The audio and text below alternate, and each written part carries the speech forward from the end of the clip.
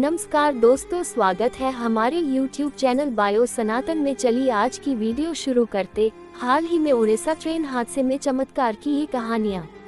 कहते हैं जाको राखे साया, मार सके न कोई। मतलब जिस पर ऊपर वाले की कृपा हो उसका बाल भी बांका नहीं हो सकता। उड़ीसा रेल हादसे में ऐसी ही तमाम कहानियाँ सामने आ रही हैं। हादसे में जहां मौतों का आंकड़ा 300 के आसपास पहुंच गया है, वहीं कई लोग मौत के मुंह से निकल कर आए हैं। किसी की सीट बदलने से जान बची तो किसी ने सीट तक जाने में कुछ देर करी तो उनकी जान बच गई।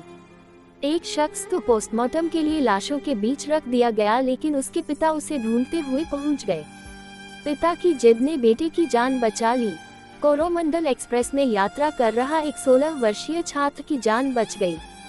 बेरहामपुर के जॉर्ज जेकब दास ने हाल ही में मैट्रिक पास किया है।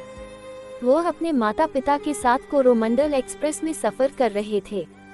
माता पिता का रिजर्वेशन कोच B2 में था। वहीं जॉर्ज जेकब दास को कोरोमंडल एक्सप्रेस के B8 में सीट मिली थी। परिवार ने B8 में जाने और TTE से 16 वर्षीय बच्चे की सीट बदलने का अनुरोध किया, लेकिन सफल नहीं हुए। उनके पिता इजेकील दास 49 ने बेटे को उसी सीट में यात्रा करने को कहा। इजेकील ने कहा कि हम TTE से मेरे बेटे की सीट बदलने का अनुरोध करने के लिए कोच B8 जाने वाले थे। मेरी पत्नी ने सुझाव दिया कि रात के खाने के बाद बेटा वहां चला जाए। वो वहीं रुक गया। हमने दुर्घटनाग्रस्त होने की आवाज सुनी और ट्रेन हिलने लगी। जब ट्रेन रुकी और मैं कोच से बाहर आया तो मैंने देखा कि चारों तरफ हाथ पैर बिखरे हुए हैं। अपने परिवार के सदस्यों के साथ शनिवार रात घर लौटे इजेकील ने कहा, बाद में हमें पता चला कि कोच B8 के कई यात्रियों की मौत हो गई है, जबकि कई अन्य घायल हो गए हैं। हावड़ा के एक 24 वर्षीय युवक को मृत समझकर बहानागा में एक अस्थायी मुर्दाघर में रखा गया था। वह जीवित पाया गया। लाशों के ढेर में घायल हाथ के बेहोश शरीर के कांपने पर उसके पिता ने उसे देखा। वो हट गए कि उनका बेटा जिंदा है। जिद ने उनके बेटे बिस्वजीत मलिक की जान बचा ली। उसे कोलकाता KSSKM अस्पताल लाया गया। डॉक्टरों ने कहा कि उनकी हालत गंभीर बनी हुई है। अगले कुछ दिनों में उसकी कई सर्जरी होंगी। बिस्वजीत के पिता हेलाराम ने बालासोर के लिए एम्बुलेंस में 230 किलोमीटर से अधिक की यात्रा की। दुर्घटना के बारे में जानने के बाद हेलाराम ने बिस्वजीत को उसके सेलफोन पर कॉल किया। हेलाराम ने एक स्थानीय एम्बुलेंस चालक को बुलाया और उसी रात अपने बहनोई के साथ निकल गए, लेकिन बालासोर में उन्हें विश्वजीत किसी अस्पताल में नहीं मिला। उन्होंने बताया कि एक व्यक्ति ने हमसे कहा कि हमें बहानागा हाई स्कूल में देखना चाहिए, जहां शव रखे थे। वो वहां पहुंचे। उन्होंने बताया कि हमें खुद शवों को देखने की अनुमति नहीं थी। कुछ देर बाद किसी ने पीड़ित का दाहिना हाथ कांपते देखा तो हंगामा मच गया। हमने देखा कि हाथ बेहोश बिस्वजीत का था। हमने उसे उठाया और एम्बुलेंस से कोलकाता लेकर आए। जिस पर ऊपर वाले की कृपा हो उसका बाल भी बांका नहीं हो सकता। ऐसा उड़ीसा के ट्रेन हादसे में भी देखने को मिला। एक शख्स 8 साल की बेटी के साथ उस कोच में थे, जो पूरी तरह तबाह हो गया। उसमें मौजूद ज्यादातर लोगों की मौत हो गई। इस हादसे से ठीक पहले उन्होंने अपनी और बेटी की सीट बदली थी। इसी कारण से इन दोनों की जान बच गई। M.K. देव कोरोमंडल एक्सप्रेस से बेटी के साथ कटक जा रहे थे।